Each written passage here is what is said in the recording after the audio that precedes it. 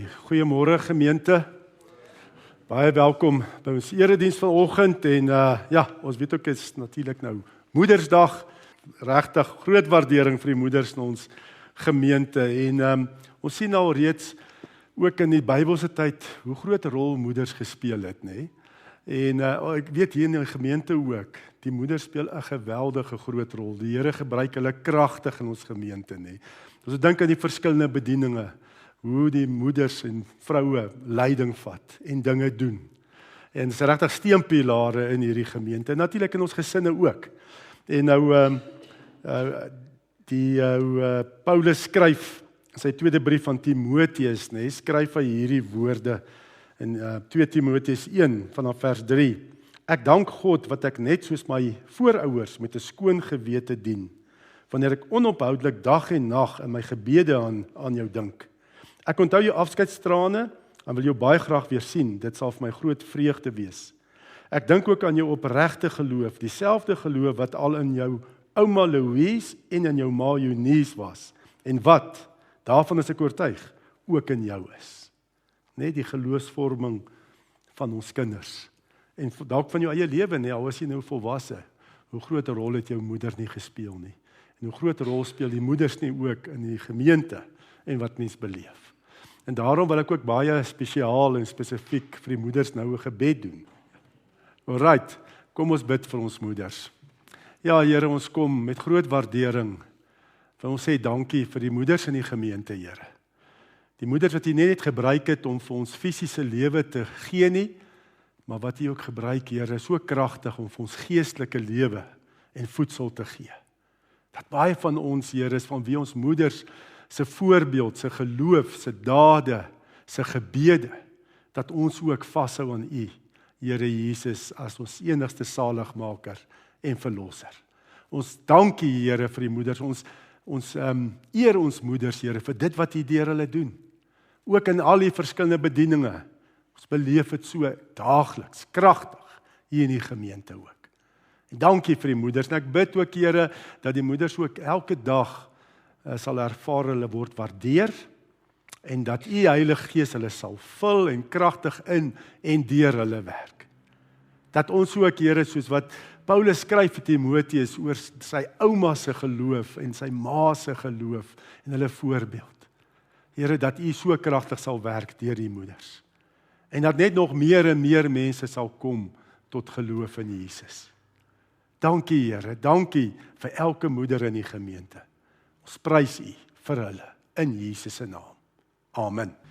Genade, barmhartigheid en vrede word ryklik geskenk van God ons Vader en ons Here Jesus Christus deur die kragtige werking van die Heilige Gees. Amen. Ons skriflesing is 2 Timoteus 3. Ons gaan lees 2 Timoteus hoofstuk 3 vanaf vers 1.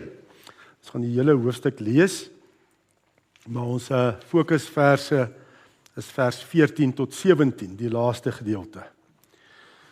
So dis 2 Timoteus, hoofstuk 3, vanaf vers 1, en ons lees tot vers 17. Dit moet jy weet, in die laaste dae sal daar swaar tye kom. Die mense sal selfsugtig wees, geldgierig, grootpraterig en verwaand, beledigend teenoor hulle medemens en ongehoorsaam aan hulle ouers, ondankbaar en ongodsdienstig. Hulle sal liefdeloos en onversoenlik wees, kwaadpraters, bandeloos en wreed, sonder liefde vir die goeie. Hulle sal verraaiers wees, roekeloos en hooghartig. Hulle sal eerder liefde vir genot hê as liefde vir God. Hulle sal nog die uiterlike skyn van die godsdiens hê, maar die krag van die godsdiens sal hulle nie ken nie. Bly weg van sulke mense af. Party van hulle dring in die huise in en kry liggelowige vroue wat met sonde belaai is en deur allerlei sinnelike begeertes gedryf word in hulle mag. Vroue wat altyd iets wil leer, maar tog nooit tot kennis van die waarheid kan kom nie. Net soos Jannes en Jambres hulle teen Moses verset het, so verset hierdie mense hulle teen die waarheid. Mense wat in die verstand verward is en in die geloof 'n mislukking. Maar hulle sal nie ver kom nie, omdat hulle dwaasheid vir almal duidelik sal wees, net soos die geval met Jannes en Jambres. Maar jy het my nagevolg in leer, lewenswandel en lewensdoel, in geloof, geduld, liefde en volharding, in vervolging en ontbering, soos my te beurt geval het, in Antiochië, Iconium en Lystra. Watter vervolging moes ek nie alles verduur nie, maar die Here het my uit almal gered. Almal wat in Christus Jesus toegewy aan God wil lewe, sal ook vervolg word. Maar die goddelose mense en bedrieërs sal voortgaan van kwaad tot erger. Hulle mislei ander en word self mislei. Maar jy, bly by wat jy geleer het en wat jy vasglo. Jy weet tog wie jou leermeesters was, en jy ken van kleins af die Heilige Skrif. Dit kan jou die kennis bybring wat tot verlossing lei deur die geloof in Christus Jesus.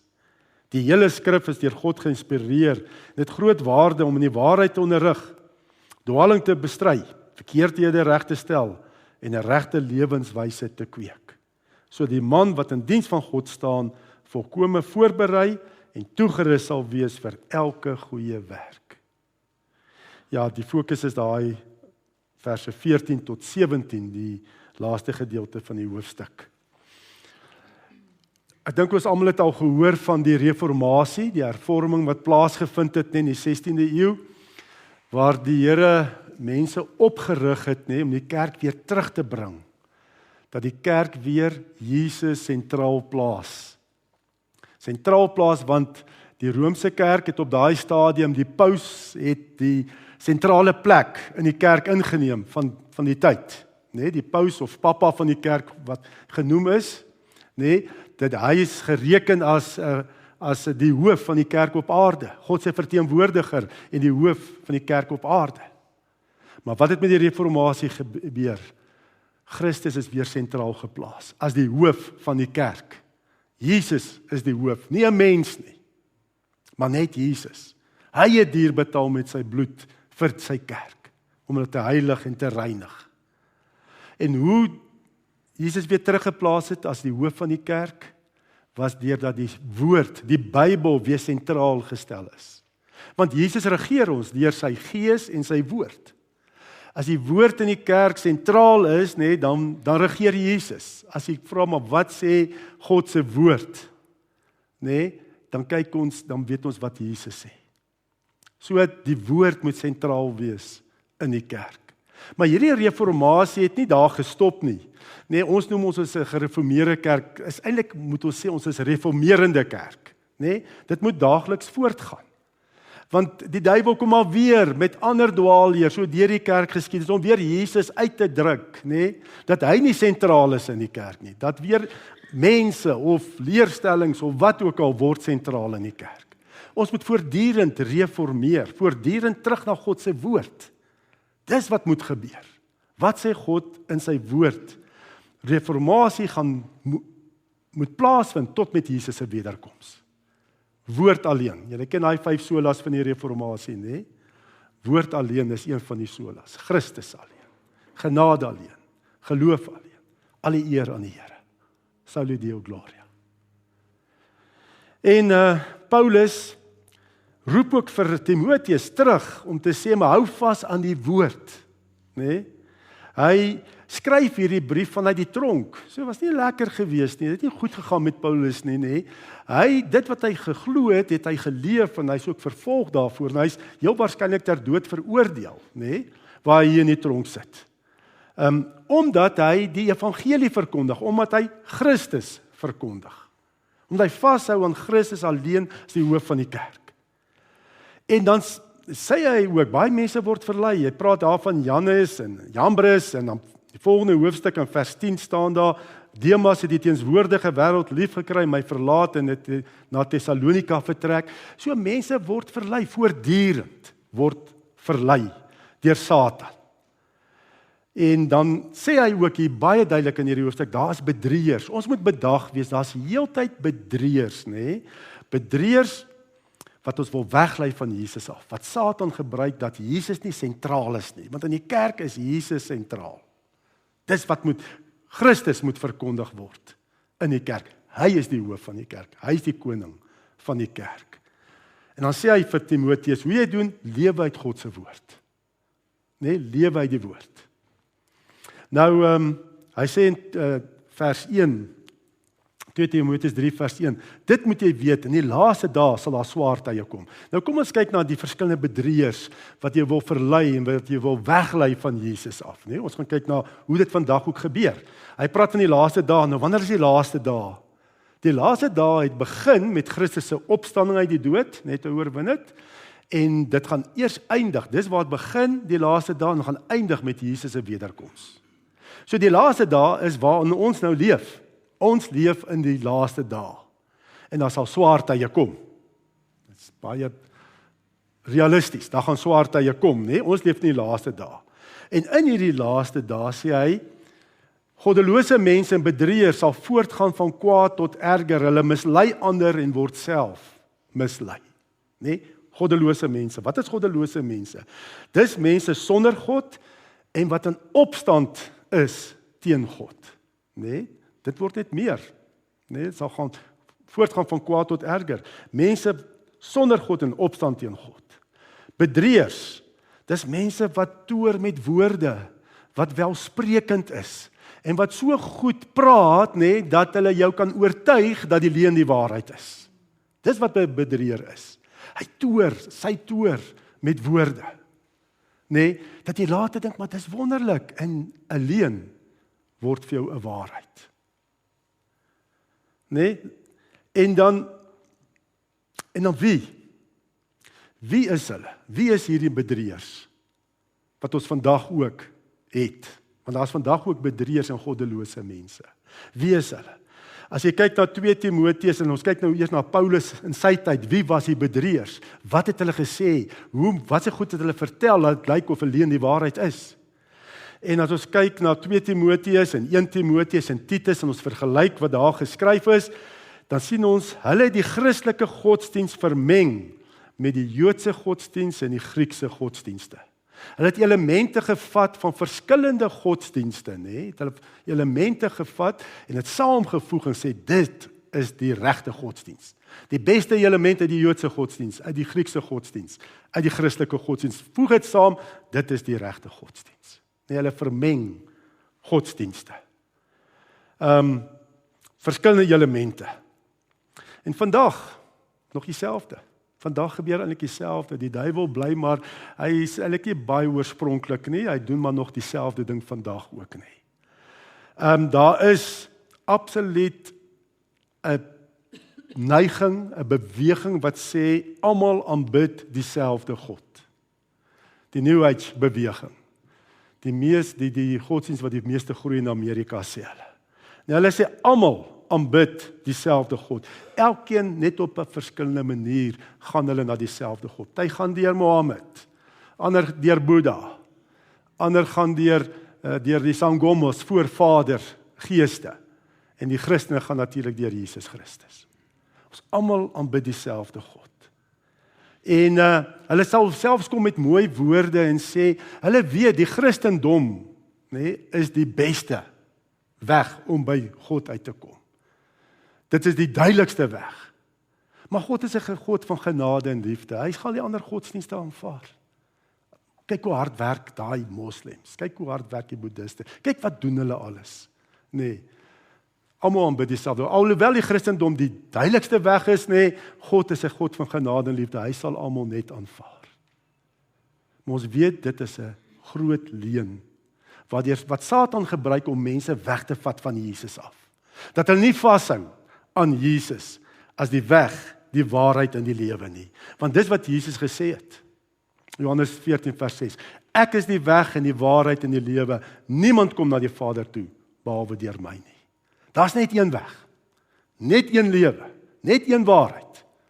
Dis Jesus Christus. Net deur hom kom ons by die Vader uit. Daar's geen ander weg nie. Daarom sal ek ook nooit deel word van 'n interfaith byeenkoms. Waar verskillende godsdienste bymekaar kom om te bid vir die vrede van ons land, nê? Interfaith byeenkoms waar byvoorbeeld Sangomas, Christene, Mohammedane, Boeddhiste bymekaar kom en dan saam bid dat God moet vrede bring in ons land. Want dan plaas ons die ware God op dieselfde vlak as afgode. as misleiding. Sal nooit deel wees daarvan nie. Dit kan nie. Dit kan nie God op dieselfde vlak plaas nie. Die ware God selfde vlak plaas nie. En pas op ook baie keer, jy hoor baie keer, jy kan dalk oordenkings ontvang op jou foon, op social media of op televisie, luister na oordenking, dit klink baie goed, dit klink so Christelik, praat van aanbid jou God, wees vir hom lief, wees jou medemens lief, dien jou God, dien jou medemens, maar nooit word Jesus se naam genoem nie. Dan is dit 'n misleiding, hier is 'n misleiding aan die gang. Nee, want Jesus alleen is die waarheid.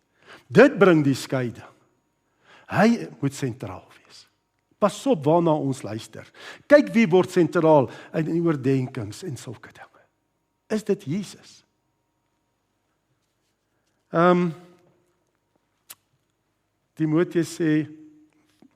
Paulus sê in 2 Timoteus 3 vers 13, maar goddelose mense bedrieërs sal voortgaan van kwaad tot erger. Hulle mislei ander en word self mislei. Daar's krag. Die duiwel gebruik hierdie bedrieërs en goddelose mense kragtig. Nee? Hulle mislei word self mislei, soos Demas. Daar is ongelukkig teoloë wat sê dat Allah is ook God. Die wêreldraad van kerke akkommodeer allerhande godsdienste. En hierdie mense wat dit sê, mislei nie net ander nie, hulle self ook mislei. Deur wie? Deur die vader van die leuen. Hulle dink is die waarheid. Hulle self ook mislei. En dan mislei hulle ander mense. Satan gebruik hulle om ander mense te mislei. Dis nie onskuldig nie. Hulle gaan van kwaad tot erger. En dan Jesus het ook gesê, Matteus 24 vers 24, daar sal vals Christus en vals profete na vore kom. Hulle sal groot tekens en wonderwerke doen om, as dit moontlik was, selfs die uitverkorenes te mislei. Nee, wat gebeur het? Daar's mense wat eens gelowig was en dan val hulle weg van die geloof. Ek onthou hier vroeg 2000, was daar so 'n nuwe stroming wat ontstaan het. Hier die tradisionele kerke, nê, wat ontstaan het, hulle sê dit is die nuwe hervormers. Die nuwe hervormers wat nie Jesus erken as God nie. Wat net gesê hy's 'n goeie voorbeeld. Ek weet nie hoekom hou jy nog aan die Bybel vas as Jesus nie God is nie. Nee, sulke strominge wat kom, wat Jesus uitskuif. Dat hy nie meer die hoof, die koning van die kerk is nie. Dat nie God is nie. Bedrieërs word ook beskryf hierso in die begin van hoofstuk 3, 2 Timoteus 3 vers 1 tot 5. Die mense sal selfsugtig wees, geldgierig, grootpraterig en verwaand. Hulle sal liefdeloos en onversoenlik wees, sonder liefde vir die goeie. Sal eerder liefde vir genot hê as liefde vir God. Nee, en ons sien dit. Lees die koerant. Okay, jy kry amper nie meer koerant, maar ja, aanlyn, lees die koerant, luister na die dit is hoe dit gaan in ons samelewing. Nee, daar's geen liefde vir God nie. Nee, mense wat absoluut wil God verkleineer. Jy hoor baie mense praat so. En wat God, Jesus se naam as 'n vloekwoord, 'n skelnaam gebruik, nee, as 'n kragwoord. Maar so snaaks is gister soos die televisie aan, ons wil na iets gaan kyk, en toe wat op televisie is 'n storie van aliens, op ek weet nie wat se plek nie op die aarde nie, en hierdie aliens praat en hulle gebruik Jesus se naam. Ek meen, aliens is mos nie van die aarde. Verstaan net hoe ver sal dit gaan? Net heeltyd Jesus, maar dit sê vir my daar's krag in daai naam. Nee? En dit is hierdie bedrieërs, hierdie mense wat van kwaad na erger gaan. Geen liefde vir God nie. Selfsugtig en geldgierig. Geen liefde vir naaste nie. Ja, weet jy, dit so hartseer dat mense nie 'n hart het vir ander mense nie. Nee, selfsugtig, geldgierig, dit gaan net oor wat ek kan kry. Ag, mense hoor dit baie keer, mense word vermoor vir hulle selfoon. Donderdag se begrafnis, toe ons hier by mekaar was, het hier ook 'n familielid gestop, net aan die buitekant van die hek gestop met 'n polo, en toe ons uitkom, toe is haar ligte gesteel. Dit is by begrafnis, verstaan jy, daar is net nie meer liefde, wat kan ek kry? Geldgierig. Ek hoor nie oor hierdie mense se nood en hartseer nie. Hier stap jy vryheid, kar dit sonder ligte. Maar dit word hier geskryf al, en dis vandag so. Ag, dis nou maar een voorbeeldjie. Daar's baie erger goeters wat ek kan.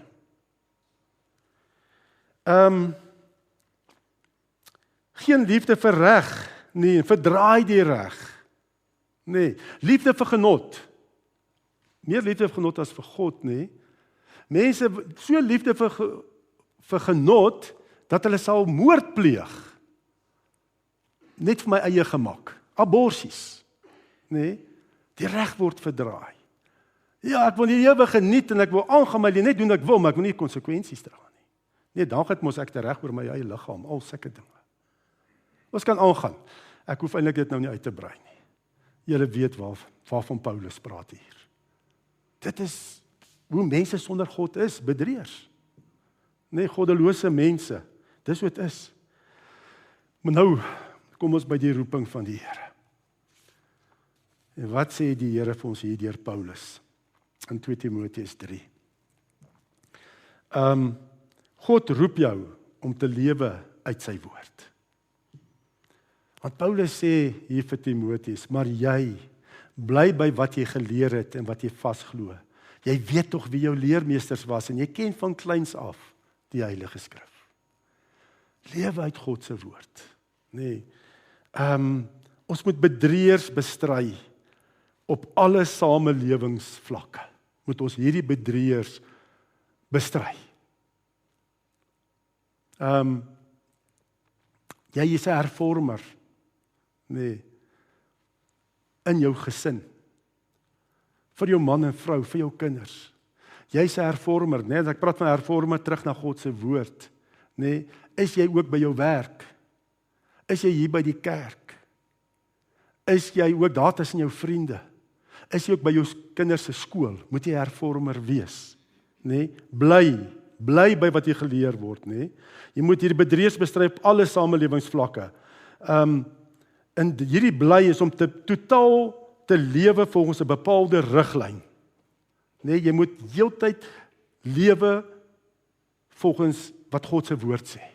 God se woord is die riglyn. Jy moet 'n hervormer wees. Ek onthou so 'n paar jaar terug my kinders toe hulle in die hoërskool was, toe is daar was 'n bietjie mense wat opstaan teëgekom het oor opening Sondag, nou sê ek Sondag Maandagoggende by skoolsaal dat hulle geopen word in Jesus se naam, en daar was ouers wat daarteen geskop het. En toe het die beheerliggaam besluit, hulle gaan verskillende godsdienste kans gee om te kom open by hierdie skool. Hoekom? Want ek het toe gevra ook, ek het toe vir die beheerliggaam gevra ook, ek en 'n ander pastoor, maar hoeveel moslems is hier? Hoeveel Sangoma, weet voorvader gees aanbidders, hoekom moet julle nou ruimte gee vir dit? Hoekom? En gelukkig het hulle dit gestop, om al hierdie godsdienste kans te gee, om nou hulle godsdienst daar te kom verkondig aan die kinders. Hoekom?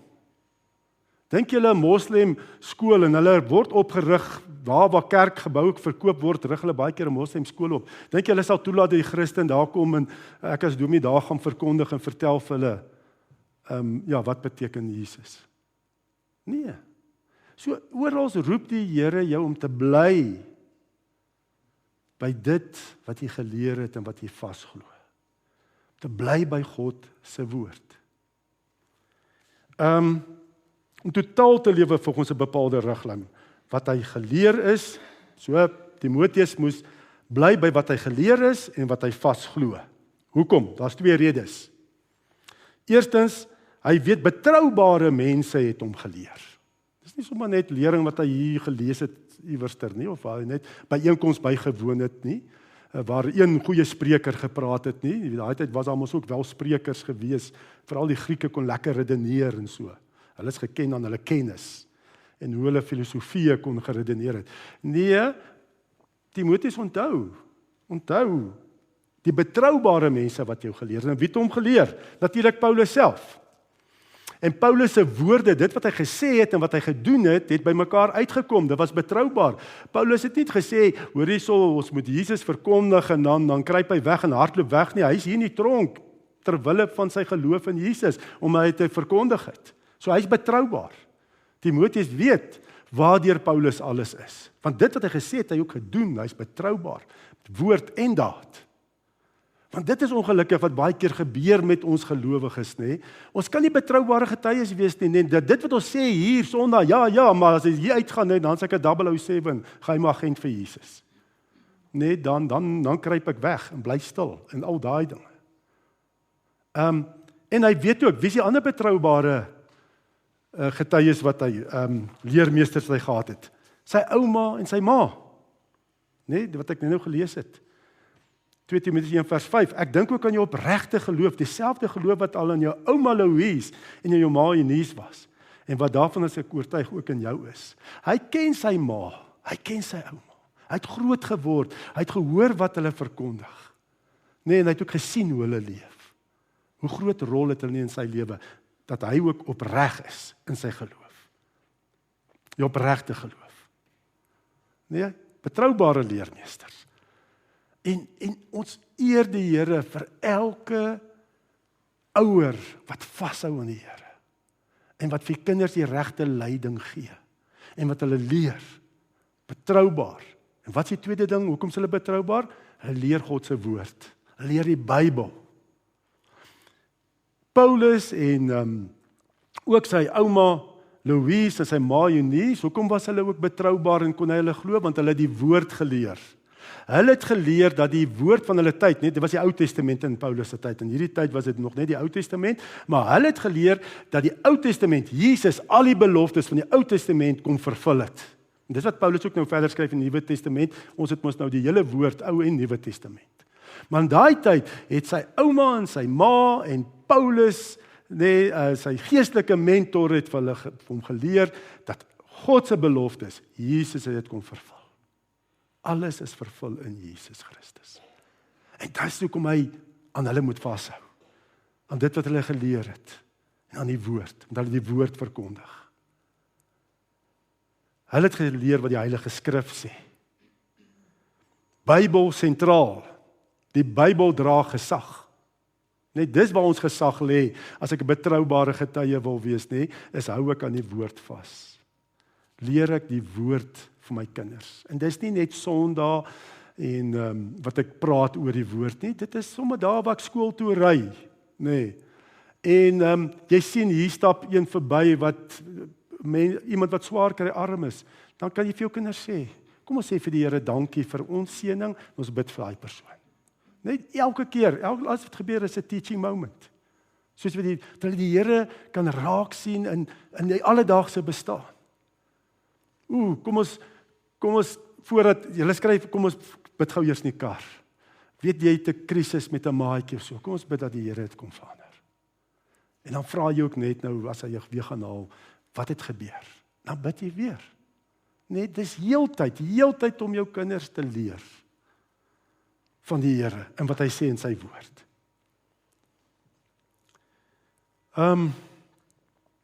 Die Bybel dra die gesag.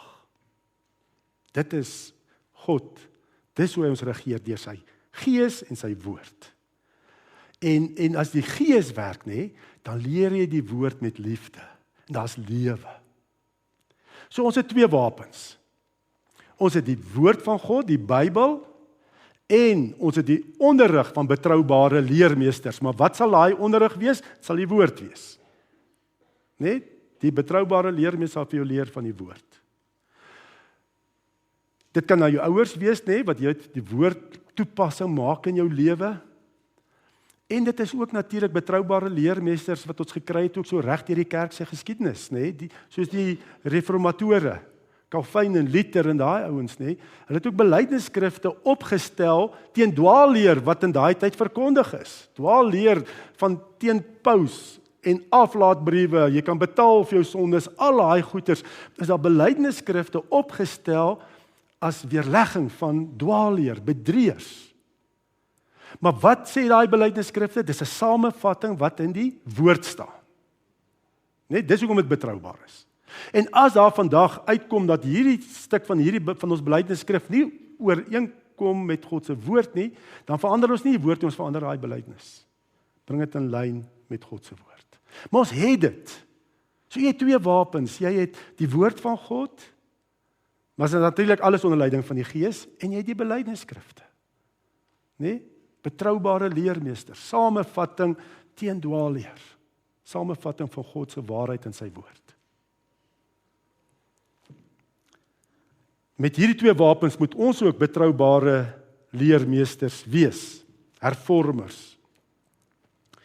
Ek moet 'n hervormer wees vir my gesin, nee, as jy daai hele gedeelte lees, vers 17, hy sê, sodat die man wat in diens van God staan, dis nou vers 17, volkome voorberei en toegerus sal wees vir elke goeie werk. Ons praat gister ook, toe ek nou daar by Henny hulle besoek afgelê het, en ek en Henny en jou, is dit jou neef? Jou neef, nee, praat, wat ook toegewy is aan die Here. En sê ook, hoe meer, dit is asof, as daai wedergeboorte, daai bekering plaasvind, asof 'n lig aangeskakel word. Jy begin God se hand in alles sien in jou lewe. In elke dingetjie wat gebeur, sien jy God se hand. En daar's moeilike dinge ook. Ek weet dit, en dit maak 'n ou se hart seer. Daar's moeilike dinge ook, maar jy sien ook God daarin. En hoe hy mense ook dra. So jy moet 'n hervormer wees. Nee, vir jou gesin, jou geloofsfamilie, jou vriende. Jy moet die woord helder en suiwer verkondig, van toepassing maak op lewensomstandighede. En hoop bring, wat sê God se woord? Ons beleef nou dit, wat sê God se woord oor dit? Gaan soek dit in die woord en pas dit toe. Die God se waarheid inbring. En as ek nou sê, jy moet heeltyd die woord, ek pas op vir tradisie, nee? Ek sê nie, ons moet, weet, dit moet nou weer so wees, baie keer aan 'n kerk, tradisie, nou, hoe dink ja, dit is die woord, nee? Maar tradisie wat maar net gekom het, so oor die jare. Toets ook tradisies. Is dit volgens God se woord? Is daai tradisie vandag nog relevant in die kerk om die evangelie helder oor te dra? Nee, jy moet ook kyk, moenie net sê ek hou van alles wat verlede gebeur, hou ek net aan vas nie. Toets dit goed. Dis goed, ekskuus. Toets dit. Toets tradisie. Baie belangrik. Nou, kom ons kyk na hoe lyk 'n betroubare leermeester. Net eerste ding is die woord van God is sentraal. Dit is 'n betroubare leermeester. Woord is sentraal. 2 Timoteus 3 vers 16, nê? In vers 16 staan daar: die hele skrif is deur God geïnspireer en het groot waarde om die waarheid te onderrig, dwaling te bestry, verkeerdhede reg te stel en 'n regte lewenswyse te kweek. So, die woord is sentraal. En jy moet die woord sentraal en van toepassing maak op relevant maak in jou lewensomstandighede en met mense met wie jy te doen het. Die tweede ding is 'n betroubare leermeester wat jy moet wees, waarvoor God ons roep om daar buite in die wêreld te wees. Jou lewe en prediking is gerig op God. Jou lewe en prediking is gerig op God. God is sentraal. Want wat is sentraal in die Bybel? Waarop is die hele Bybel gefokus? Op Jesus Christus. En hou hom die kern. Ook hier in die kerk moet Jesus die kern wees. Nee, want baie keer die fokus moet op God wees, nie op ons mense nie. Want baie keer luister mense baie keer na prediking, nee, en ek wil nie te krities wees nie, en dit help jou baie, maar dit klink meer na 'n Christelike motiveringspraatjie as wat die evangelie verkondig word. Dit gaan hoofsaaklik oor God, oor Jesus, en hy moet sentraal bly. En dan is daar baie kere wat ek moet terugdink ook aan preke wat ek gelewer het, wat ek moet bely. Sê Here, vergewe my ook, daar waar U nie sentraal was nie. Ek weet ons mense wil graag die hoofkarakters wees. Nee, ons wil nie maklik bekeer nie. Maar partykeer lyk dit vir my of daar geestelike leiers is, nee, hulle is soos hierdie geestelike superstars. Die mense sien hulle raak en volg hulle. Het gaan oor die mens, die persoon, in plaas van oor God en Jesus. Toets dit na waarna jy luister.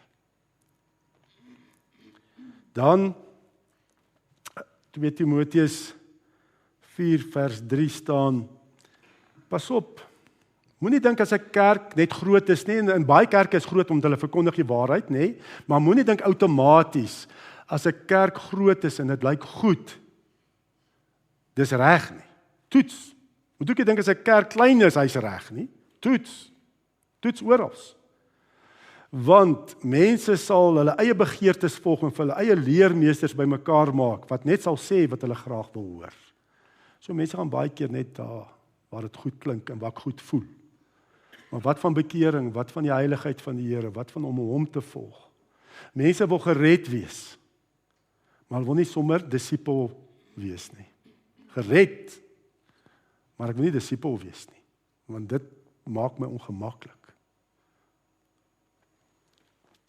Dan ook om 'n goeie, betroubare leermeester te wees, jou lewe en prediking moet ook geesvervuld wees. Want daar staan, die hele skrif is deur God geïnspireer.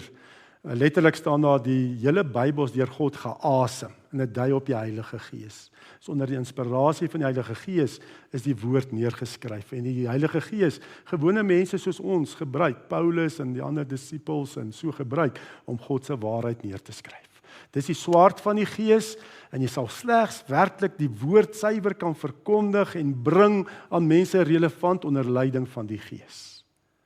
So jy moet geesvervuld ook wees. Jy moet jou bekeer van jou sondes, dat die Here ook daar kan heers in daai area van jou lewe, dat dit oor hom gaan, nie oor jou nie. Nee, ons moet geesvervuld wees. Skrif is die werk van God se Gees, en so skryf Petrus ook in sy tweede brief, 2 Petrus 1 vers 21. Deur die Heilige Gees meegevoer, het mense die woord van God, wat van God kom, verkondig. Deur die Heilige Gees meegevoer. En ek moet sê, dis baie keer, dan staan nou Sondagoggend op en dink, hoe gaan ek hierdie preek doen vandag? Ek voel onbekwaam, voel maar, is dit relevant? Gaan dit 'n verskil maak? Dan kan ek net sê, Here, Heilige Gees, kom vat U oor. Kom vat U oor. Dis net deur U krag en deur U leiding wat mens die woord kan verkondig. En ook daar waar jy gaan by die werk, nê, doen dit bidtend. Om getuie te wees, doen dit bidtend. Vra die leiding van die Heilige Gees. En die Heilige Gees werk deur die skrif. Hoe meer jy die Bybel lees, hoe meer sal die Heilige Gees ook deur jou werk. Nee, want die skrif is deur God geasem, sy Gees se werking. So hoe meer jy die woord lees, hoe meer gaan die Gees ook deur jou werk. Ek lees van hoe meer gaan jou lewe verander. En ook bekwaam wees om die woord te leer. Nee, hoe meer jy dit lees, hoe meer gaan jou lewe verander en bekwaam wees om dit te leer. Ek lees van 'n navorsing wat gedoen is onder 40.000 mense. Gekyk, wat is die effek van Bybel lees op mense se lewens, op hulle lewensgeluk. En hierdie navorsing wys, wanneer iemand, 'n persoon, net 1 of 2 keer per week die Bybel lees, is daar nie 'n noemenswaardige verandering in lewensgeluk nie. Dit raak jou lewe nie so veel nie. As jy 3 keer per week die Bybel lees, is daar 'n effense opflikkering in lewensgeluk. Maar 4 keer en meer per week wat jy die Bybel lees, nê, is daar 'n eksponensiële toename in lewensgeluk. So as jy verby daai 3 keer 'n week, as jy 4 keer en meer, nê, dan gaan jy sien jou lewe verander. Daar's 'n eksponensiële verandering in lewensgeluk. So, hou aan om die woord te lees en vra vir die vervulling van die Heilige Gees. Dit is so belangrik om 'n betroubare leermeester te wees. En ons almal word geroep daarvoor, deur die Bybel te lees en te vra om vervul te word met die Gees. Kom ons bid daarvoor. Here, ons sê dankie, Here, Here Jesus, dat ons nie mense hoef te volg nie, want mense is feilbaar. Mense gaan ons teleurstel. Maar dankie, Here Jesus, dat U die hoof van die kerk is. En dat U ook vanoggend hier teenwoordig is deur die Gees en ook die woord wat verkondig word en gelees word. En ek vra ook, Here, as ons hier uitgaan, Here, ons liggame sê jy is 'n tempel van die Gees. En dat ons hierdie tempels van ons sal opbou en skoon hou en mooi maak, deurdat ons ook getrou daagliks u woord lees, om ons lewens te rig volgens u woord, en te vra dat Heilige Gees, dat u die woord lewendig sal maak in ons lewens. Dat u kragtig in en deur ons sal werk, ons sensitief sal maak vir u leiding, dat waar ons iets moet sê, Here, dat ons sal getuig van die waarheid wat staan in u woord. Dat ons nie sal stil bly nie. En dat ons ook onderskeidingsvermoë sal hê van wat aangaan. Want daar's baie bedrieërs en goddelose mense wat ons wil mislei en verlei, en dat die praatjies klink baie keer so goed, so mooi. Maar Heilige Gees, een van die gawes is onderskeiding van geeste. Dat ons ook met u gawe van onderskeiding van gees die woord sal gebruik om ook 'n bedrieërheid te ontmasker. Om ook te weet wat u waarheid is, wat u wil vir ons lewens. Lei ons, Here, en dat u die middelpunt sal wees van ons lewens. Bid dit in Jesus se kosbare naam. Amen. Ontvang die seën van die Here. Die genade van ons Here Jesus Christus en die liefde van God die Vader en die gemeenskap van die Heilige Gees sal by ons elkeen wees en bly. Amen.